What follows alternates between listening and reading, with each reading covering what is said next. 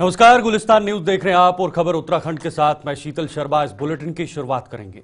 विकसित भारत विकसित उत्तराखंड पर आधारित 3 दिवसीय विशाल प्रदर्शनी का आयोजन रुड़की के नेहरू स्टेडियम में हुआ है, जिसका शुभारंभ प्रदेश के मुख्यमंत्री पुष्कर सिंह धामी द्वारा किया गया है।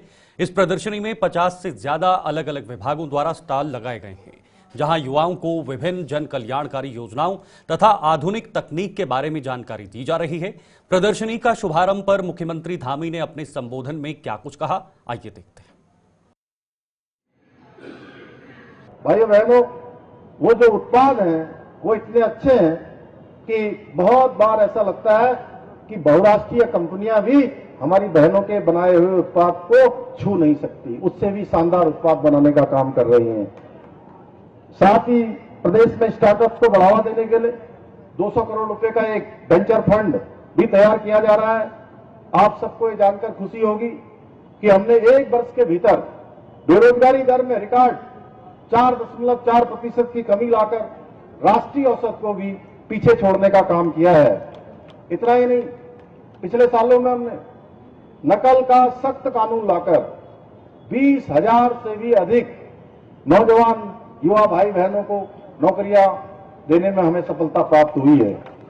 भाइयों बहनों, हमारी सरकार प्रदेश की समृद्ध सांस्कृतिक विरासत को संरक्षित एवं संवर्धित करने के साथ ही पर्यटन को बढ़ावा देकर स्थानीय अर्थव्यवस्था को निरंतर मजबूत करने की दिशा में काम कर रही है।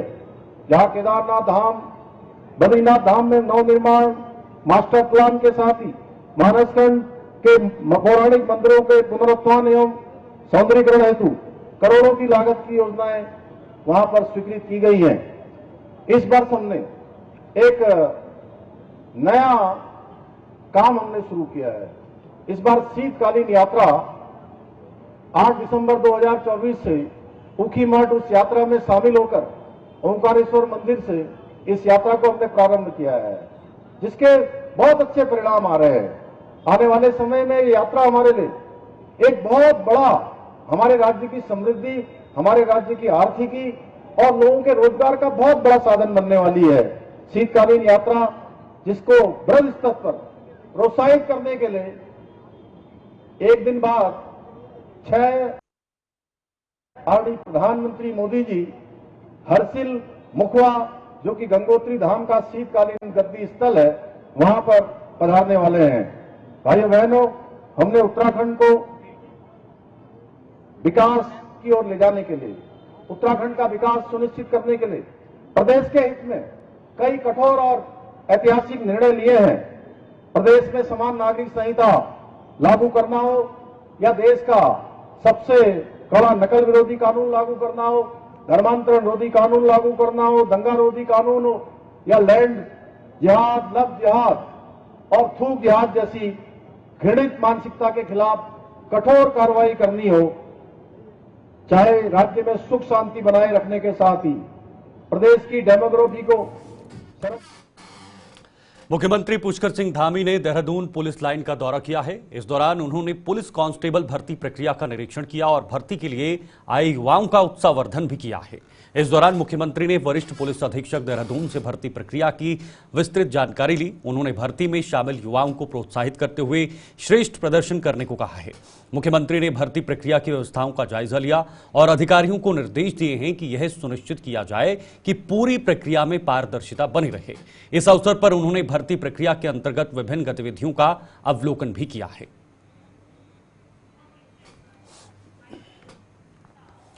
फायर सीजन की शुरुआत होने वाली है। ऐसे में उत्तराखंड के पहाड़ी क्षेत्रों में आगजनी की घटनाएं देखने को मिलती है, जिससे कई हेक्टेयर जंगल जलकर खाक हो जाते हैं और साथ ही जंगली जानवरों को भी जान गंवानी पड़ती है। इतना ही नहीं, कई बार ऐसा भी हुआ है कि आग की चपेट में आकर लोगों की मौतें भी हुई हैं। इसको लेकर वन मंत्री सुबोध उनियाल ने कहा है कि सरकार लगातार प्रयास करती है कि ऐसी घटनाएं कम हो और इसी का नतीजा है कि बीते वर्षों वनाग्नि की घटनाएं कम हुई हैं।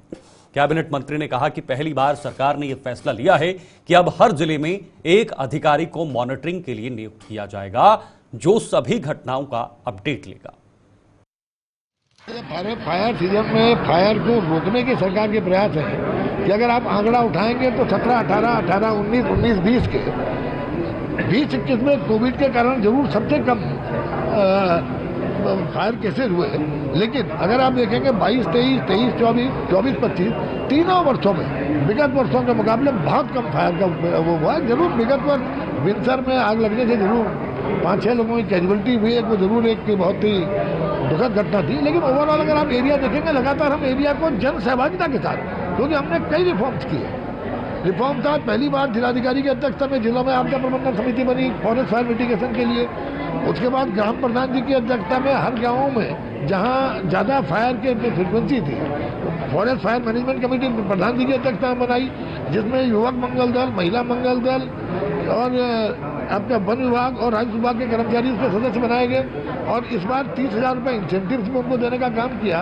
और पहली बार आपका परिवर्तन ये किया है कि अब पीसीसीएफ रैंक के अधिकारी को हर एक जिले में प्रभारी बना करके फॉरेस्ट फायर मिटिगेशन पे मॉनिटरिंग करने के लिए पहली बार ये निर्णय लिया गया। तो ये भी एक नया रिफॉर्म है हमारा। ये है कि फॉरेस्ट फायर को किस तरह फायर लाइन हमने इस बार बनाना शुरू किया।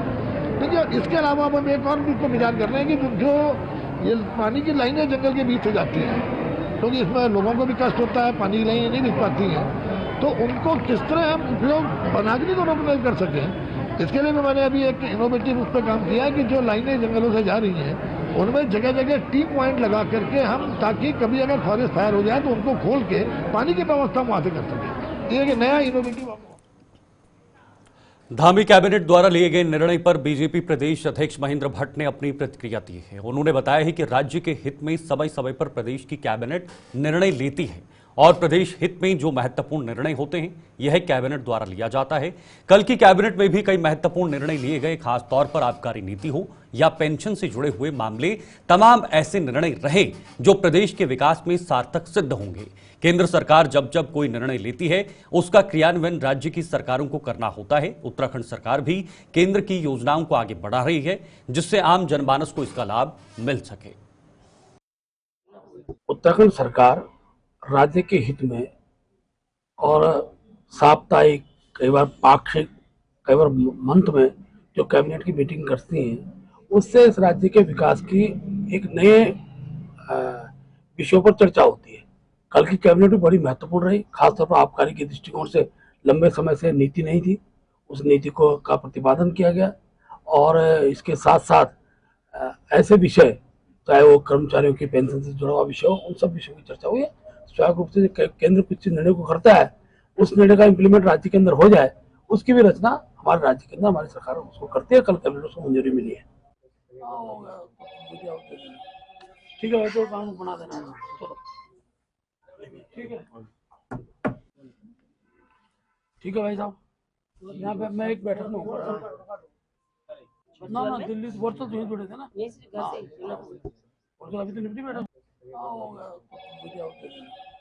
ठीक है, तो कानून बना देना है। चलो ठीक है, ठीक है भाई साहब। यहाँ पे मैं एक बैठक में हूँ ना, दिल्ली से वर्षों से जुड़े थे ना, अभी तो निपटी बैठक। ठीक है, तो कानून बना देना है। चलो ठीक है, ठीक है भाई साहब। यहाँ पे मैं एक बैठक में हूँ ना, दिल्ली से वर्षों से जुड़े थे ना, अभी तो निपटी बैठक। ठीक है, तो कानून बना देना है। चलो ठीक है, ठीक है भाई साहब। यहाँ पे मैं एक बैठक में हूँ ना, दिल्ली से वर्षों से जुड़े थे ना, अभी तो निपटी बैठक। ठीक है, तो कानून बना देना है। चलो ठीक है, ठीक है भाई साहब। यहाँ पे मैं एक बैठक में हूँ ना, दिल्ली से वर्षों से जुड़े थे ना, अभी तो निपटी बैठक।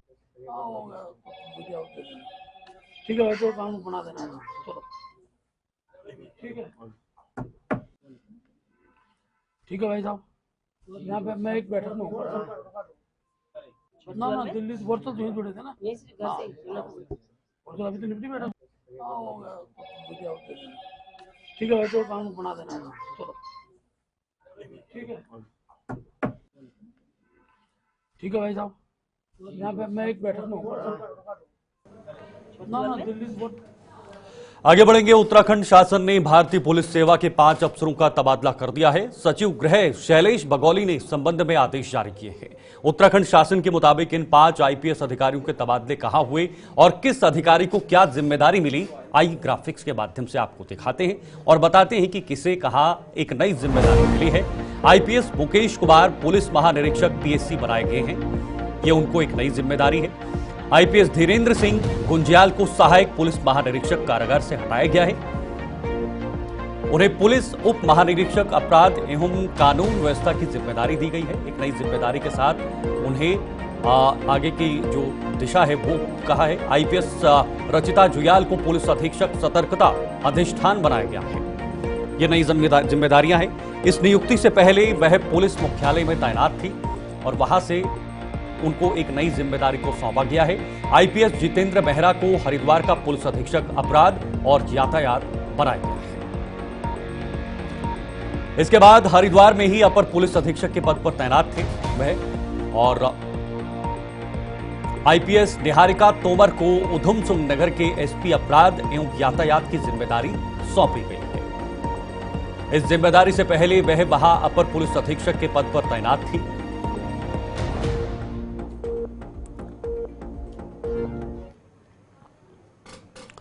इधर पंचायत चुनाव की तैयारियां अब तेज होने लगी हैं। चुनाव की तैयारियों को लेकर जिला निर्वाचन अधिकारी डीएम नैनीताल ने सभी एसडीएम को हर संभव तेजी लाने के निर्देश दिए हैं। डीएम नैनीताल ने कहा कि फिलहाल मतदाता सूची और परिसीमन का काम पूरा हो गया है। इसके अलावा बूथों का सत्यापन, आपत्तियों के निस्तारण का काम वर्तमान में चल रहा है। लॉजिस्टिक से जुड़े कामों को दिया जा रहा अंतिम रूप से जुड़े कामों को अंतिम रूप दिया जा रहा है। पंचायत चुनाव को लेकर अब जिला प्रशासन चुनाव आयोग के दिशा निर्देशों का इंतजार किया जा रहा है। चुनाव को लेकर अभी मतदाता सूची का और परिसीमन इत्यादि का जो काम है वो फिनिश हो गया है और उसमें दावे आपत्ति वगैरह के निस्तारण भी हो गए हैं। कई बार उसको वेरीफाई भी किया गया है। इसके साथ बूथों का सत्यापन है, सामग्री की जो प्रोक्योरमेंट है, ये जो लॉजिस्टिक्स से संबंधित काम है वो अभी वर्तमान में चल रहे हैं। जैसे ही आयोग से कोई फर्दर दिशा निर्देश इसमें प्राप्त होंगे उसके अनुसार ऑफिसर्स की नियुक्ति।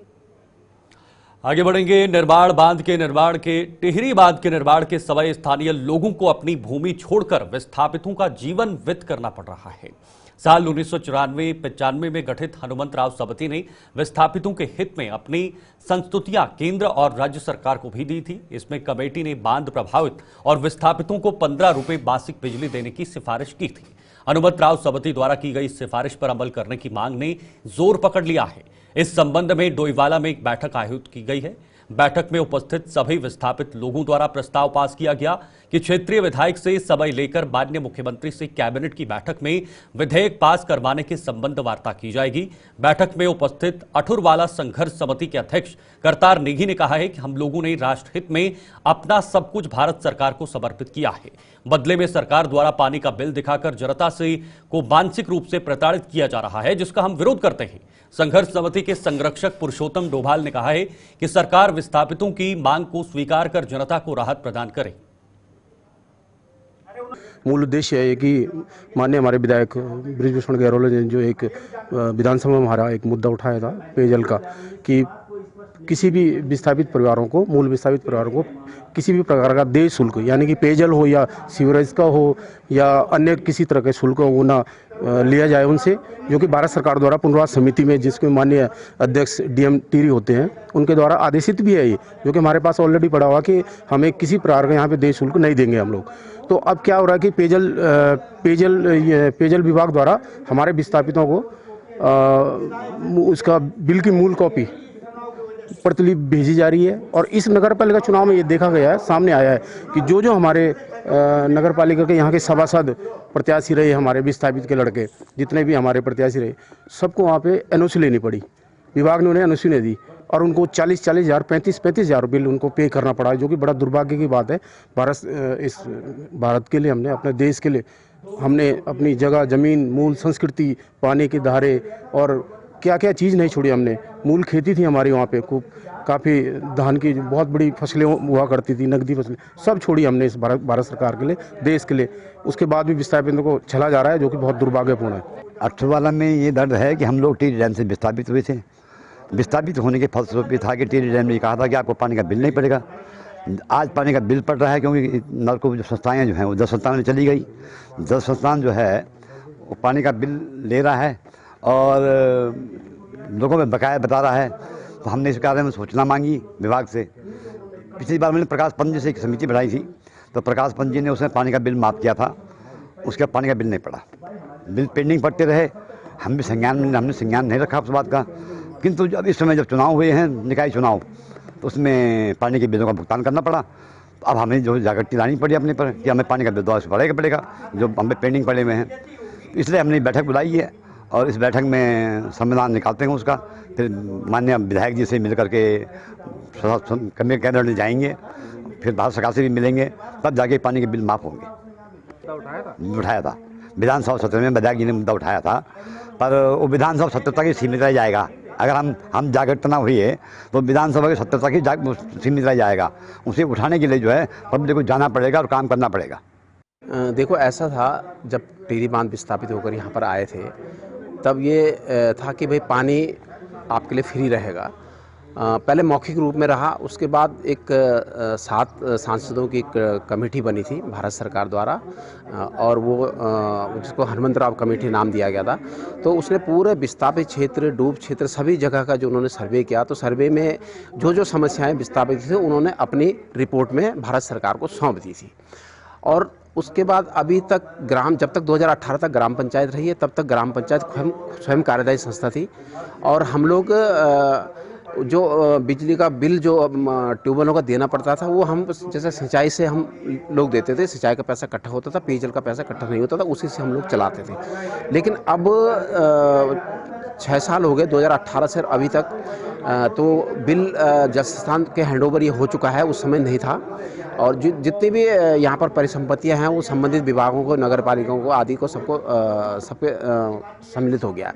तो अभी बीच में ये मामला अभी हाल में आया कि जब ये नगर पालिका के चुनाव आदि हुए, तो लोगों को नोटिस वगैरह जो लेना था चुनाव लड़ने के, चाहे तो उस समय क्या बिना जल संस्थान ने मना कर दिया कि भाई जब तक आप अपना बिजली पिछला 5 साल का बिजली का बिल जमा नहीं करोगे, तब तक हम लोग आपको नोटिस नहीं देंगे। उनका कहना अपनी जगह सही है। तो इसी संबंध में फिर आज इन लोगों ने, सभी लोगों ने एक बैठक करी कि भाई इस संबंध में उत्तराखंड सरकार या भारत सरकार या TIDC उनसे विचार विमर्श करें और अपनी बातें वहाँ तक रखें। बाकी अभी ऐसा संघर्ष का तो कोई संघर्ष करेंगे या ऐसा कोई मामला भी है नहीं। हाँ, विधानसभा सत्र में विधायक जी के पास पहले गए थे, तो उन्होंने ये मुद्दा उठाया है। अभी उसमें आगे क्या कार्रवाई हुई अभी इसके बारे में जानकारी नहीं है। तो उसी संबंध में एक बैठक रखी हुई है विस्थापितों की, भाई हमको। हल्द्वानी में वाइल्ड टस्कर्स सोसाइटी द्वारा बनोरा बर्ड फेस्टिवल का आयोजन ब्लॉरट रिजॉर्ट सूर्याजाला तहसील नैनीताल में किया जा रहा है। यह फेस्टिवल 5 और 6 मार्च को होगा। संस्था के अध्यक्ष विकास किरौला के अनुसार इस आयोजन में देश भर के प्रख्यात bird photographer, wild life expert और बर्ड वॉचर हिस्सा लेंगे। इस फेस्टिवल का उद्देश्य मनोरा रेंज के ज्योली, भुजिया घाट, सूर्याझाला, दोगड़ा और करवा क्षेत्रों में पक्षियों की विविधता को बढ़ावा देना और जागरूकता फैलाना है। इस कार्यक्रम में गुजरात, कर्नाटक, महाराष्ट्र, मध्य प्रदेश, केरल, राजस्थान, गोवा, दिल्ली, देहरादून समेत कई राज्यों से प्रतिभागी पहुंचेंगे। फेस्टिवल के दौरान कैनन इंडिया द्वारा फोटोग्राफी के अत्याधुनिक उपकरण उपलब्ध कराए जाएंगे और बर्ड फोटोग्राफी की टेक्निकल जानकारी दी जाएगी।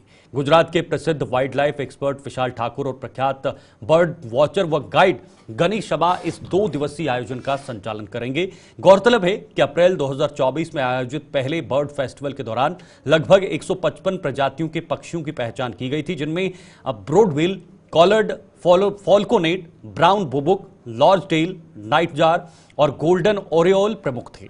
इस बार नई प्रजातियों की खोज भी इस फेस्टिवल का मुख्य आकर्षण होंगी। देखिए, ये जो मनोरा बर्ड फेस्टिवल है, पिछले साल से हमने स्टार्ट किया था 2024 से। पहला एडिशन इसका हुआ था अप्रैल में पिछले साल 4 और 5 तारीख को। मकसद ये है कि अभी जो पर्यटन है, खासतौर पे बर्ड वॉचिंग वगैरह से जो चलता है, इसमें पैसा भी बहुत है। ये खासतौर पे पंगोड में, 7 ताल में, नौकुचिया ताल यही होता था अभी तक। और जबकि वहां से ज्यादा प्रजातियां, वहां से अगर ज्यादा नहीं तो कम भी नहीं है, वो नीचे ज्योली गांव, सूर्या गांव, डोलमार्ग, दोगरा, आसपास जो भुजिया घाट है यहाँ पर है, बहुत बर्ड्स है, बहुत ज्यादा है। तो इन एरिया को भी जो है डेवलप किया जाए, यहाँ पर भी पर्यटन के लिए लोग आए, यहाँ पर बर्ड वॉचिंग के लिए आए, तो जो धीरे धीरे लोग आएंगे तो लोगों को जो यहाँ का जो यंग क्राउड है वो भी अपने आप ही लोग आ रहे हैं, तो वो भी सीखेंगे कि बर्ड वॉचिंग कैसे होती है, कैसे बताना, तो उनका भी कमाई का जरिया बनेगा, होटल रिजॉर्ट भी चलेंगे, लोकल लोगों को भी काम मिलेगा। तो यही मकसद है कि इस एरिया को भी हम। इधर काशीपुर में 30 वर्ष पूर्व मुरादाबाद रोड पर एक होटल में से होकर सिंचाई विभाग की कूल निकलती है, लेकिन उस पर होटल स्वामी द्वारा अतिक्रमण के चलते कूल की सफाई न होने से शहर में जलभराव की समस्या उत्पन्न हो जाती है।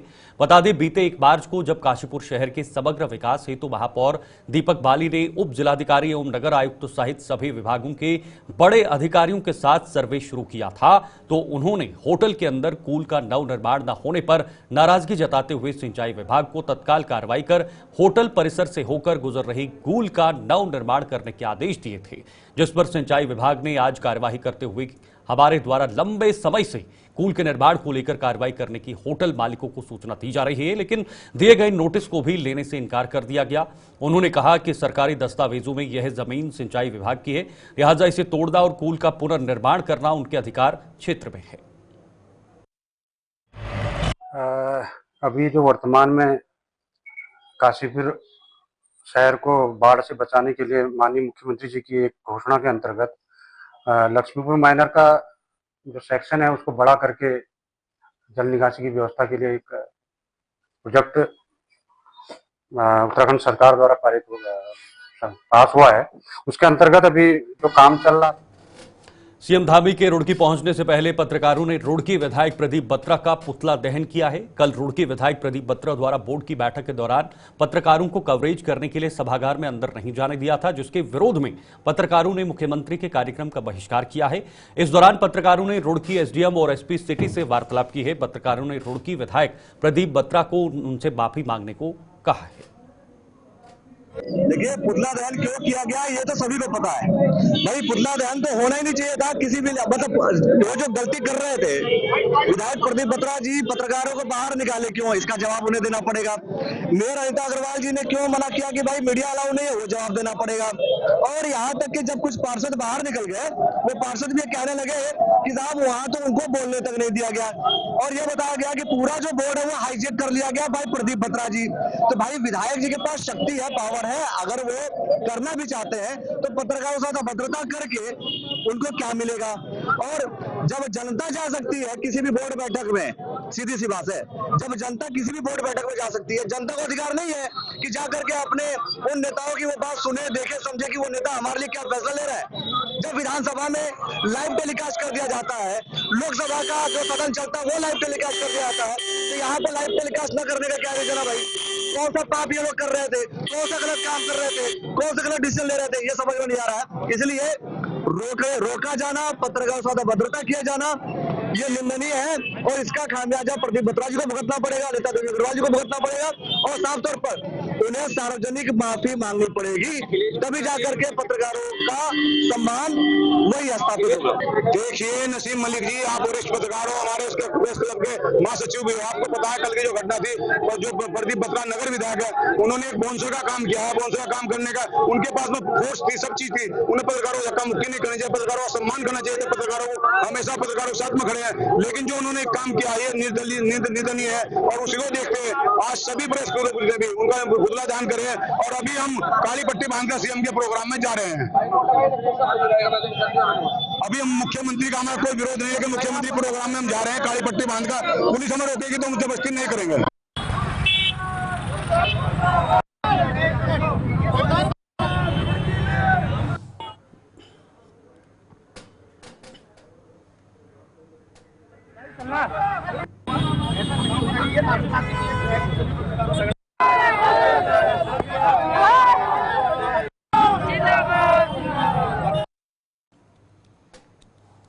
खबर उत्तराखंड में अभी के लिए फिलहाल इतना ही, लेकिन देश दुनिया की तमाम खबरों के लिए आप देखते रहे गुलिस्तान न्यूज।